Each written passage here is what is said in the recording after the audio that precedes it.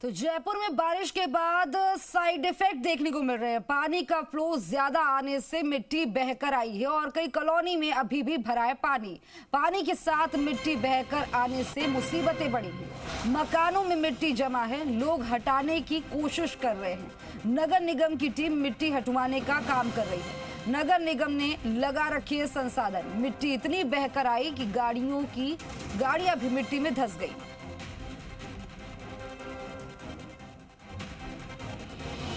तो तस्वीरें आपकी टीवी स्क्रीन पर हैं, आपको दिखा रहे हैं। आप देखिए किस तरह से बारिश के बाद बाढ़ जैसे हालात, घरों में, दुकानों में पानी भर गया है। लोगों को भारी परेशानियों का सामना करना पड़ रहा है। स्थिति बस से बदतर होती जा रही है। लोग अपने घरों से पानी निकालते नजर आ रहे हैं। आप देखिए छोटे छोटे ये मासूम बच्चे भी कितने परेशान हैं। दीपक मेरे सहयोगी ज्यादा जानकारी के साथ हमारे साथ जुड़ गए। दीपक, जिस तरह से देखा जा रहा है बारिश, बाढ़ और आफत, स्थिति बस से बदतर विकट होती नजर आ रही है। कैसे कदम प्रशासन द्वारा उठाए जा रहे हैं और कहां-कहां स्थिति ज्यादा बस से बदतर है?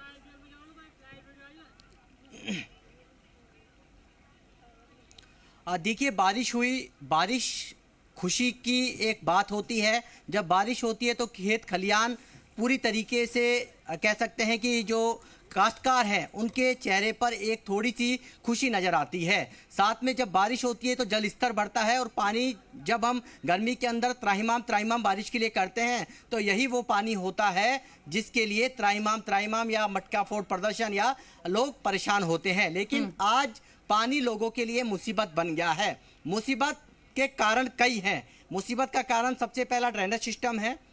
मुसीबत का कारण दूसरा सिस्टम, आपस में डिपार्टमेंट्स में कोऑर्डिनेशन नहीं होना है।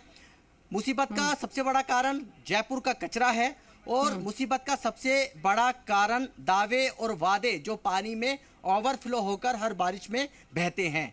यानी कि आप देखिए कल किस तरीके से इस रैन ने लोगों को अरेस्ट करके रख दिया। जो जहां था वहां थम गया, ऑफिस में था ऑफिस में रुक गया। जो मैं तस्वीरें दिखा रहा हूं और जो तस्वीरें देख रहे हैं ये उस चार दीवारी इलाके की है, दिल्ली रोड की, जहां 14 अगस्त 2020 को भी इसी तरह का मंजर है वो देखने को मिला था।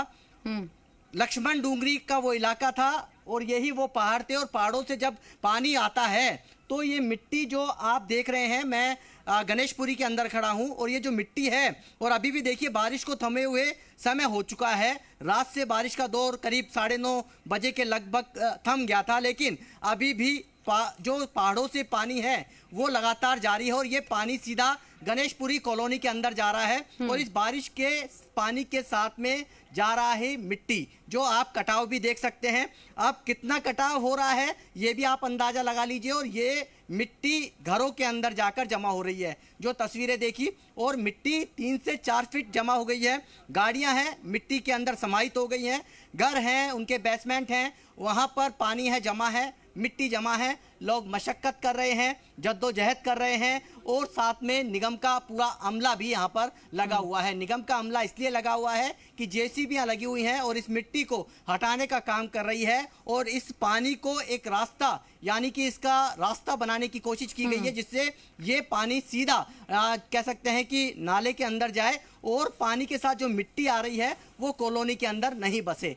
तो ये हालात जयपुर के हैं जिसे हम स्मार्ट सिटी कहते हैं। स्मार्ट सिटी का जो दायरा है वो 4 दीवारी इलाका है, जहां पर करीब 2015 में जब स्मार्ट सिटी मिशन आया था तो इसे स्मार्ट बनाने के दावे हुए थे और हजारों करोड़ रुपए का बजट भी उठा था। लेकिन सब कुछ इस मिट्टी के अंदर डूब गया है या इस पानी के अंदर बह गया है। तो ये जयपुर की तस्वीर है, राजधानी की तस्वीर है, यह कोई गांव या ढाणी की तस्वीर नहीं है। ये जयपुर के दिल्ली रोड की तस्वीर है। इस दिल्ली रोड से ही दिल्ली से आने वाला जो टूरिस्ट है या अलग अलग जगहों से आता है तो इस दिल्ली रोड से ही जाता है। लेकिन इस दिल्ली रोड के जो पीछे की कॉलोनियां हैं उसका हाल बुरा है।